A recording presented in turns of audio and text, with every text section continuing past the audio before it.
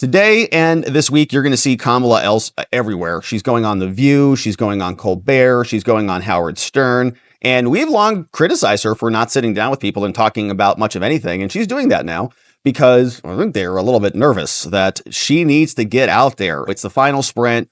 They are not where they need to be against Trump in the polls, in the betting markets, and everywhere. And she is out. It's full court press now.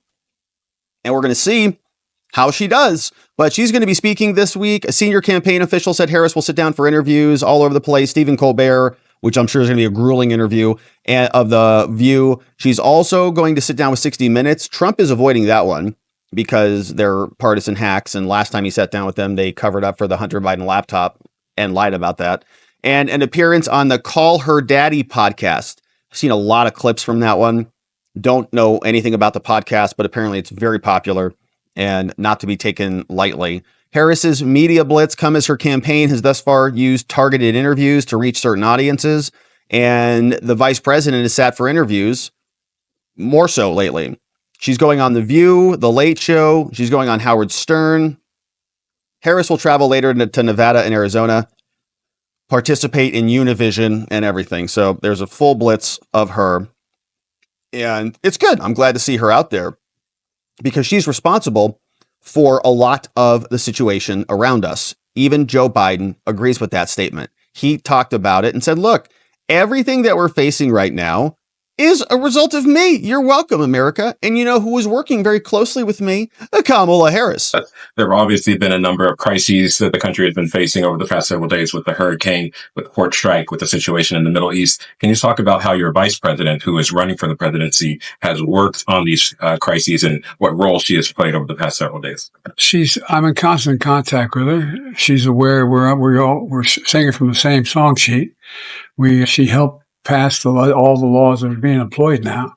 She was a major player in everything we've done, including passage of legislation which we were told we could never pass. And so and her staff is interlocked with mine in terms of all the things we're doing. Yeah, they're interlocked, man. They're like the same person. Biden is Kamala is Biden. Biden is a man? Some of you will understand that reference.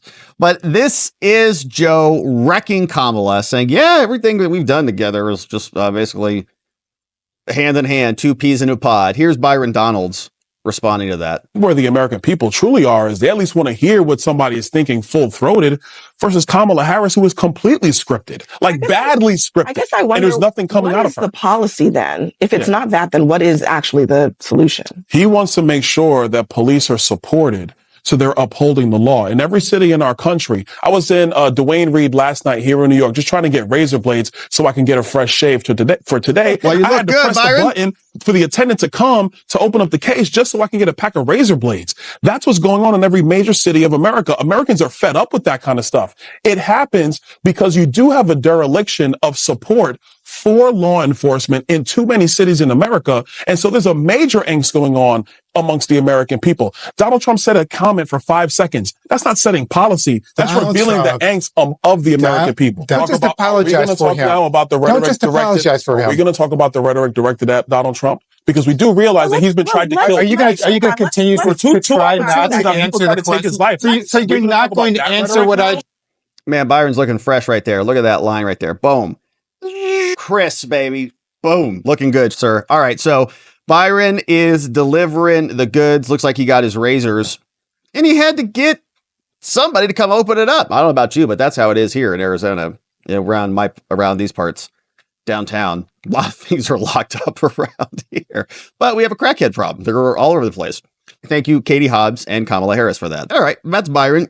He's making his rounds. He's out and about. And Psaki is saying that they need to get out a lot more because they're struggling right now in a lot of the numbers and in the polls. And if it's a 50-50 type of a situation, Trump's going to win it. And I think they're realizing that. So we're going to see a lot more Kamala, which is great for our side. I couldn't be happier about it because she's totally incompetent. And anybody who knows the reality, who's being honest with themselves, They know she's not a capable, competent person, but they've got no one else now. So it's all in on Kamala. You think about the Harris campaign strategy has gotten some criticism as well for not being basically mixing it up enough events that are unscripted. Mm-hmm. Former President Obama is going to be out on the campaign trail. Liz Cheney was with her out on the campaign trail. Are you anticipating a strategy shift? We've already seen them announce this, which I think is a great thing. Vice President Harris has a number of interviews she's doing over the next couple of weeks.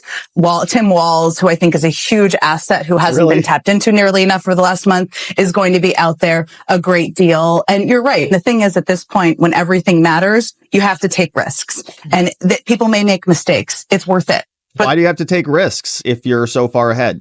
Them out there and have them doing a bunch of stuff. But we've already seen them announce their plans to do exactly that. All right. So they're getting them out there, dragging them out, trying to do something to change the trajectory, because it's not looking so good for them. And I thought I saw one from Harry Enton. Let's see if I had this one. I thought I had that one, saying that if it is a 50-50 situation, things are not going to be looking good for them.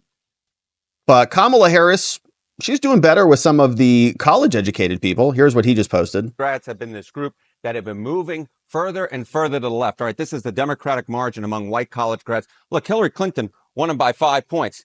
Then Joe Biden won him by 9. Look at this margin. White dudes for Harris, I guess. In the polls right now among white college wow. grads. It's an 18-point margin, double the margin that Joe Biden had just 4 years ago. I went back through the record books. This would be the largest win for a Democratic presidential candidate among white college grads in recorded history. That is all the way back. She's losing since everyone the early else. 1950s. You could probably go back even further. But the bottom line is that Kamala Harris amongst this group is doing ridiculously well, and is one of the main reasons that she has been able to counter Donald Trump's rising support among voters without a college degree. It's because she's doing very well among white voters with a college degree. What about all voters, not just white voters? All right. So we looked at white voters with a college degree. How about all voters with a college degree? It's basically the same story. It's historically high support for a Democratic candidate. You come out of a university, and what you'll see is a lot of indoctrination. And I know that because I came out of a university and I got to go through a lot of the college classes and experience what a joke they were. So you would expect it to result in a bunch of indoctrinated people coming out of the universities who are going to be prolific Democratic voters. But fortunately, there is a big swath of other people who have not been indoctrinated or have resisted that indoctrination that are looking good for Trump. And if we check out election betting odds, you'll see that Trump is now pulling ahead again, 50-49 on election betting odds. And I think Polymarket had him up in some of the big important states like Pennsylvania. And so Trump is now pulling ahead again in Polymarket, which is where people bet 53-45, pulling away ahead there again. So good stuff. We'll keep our eye on it. All right.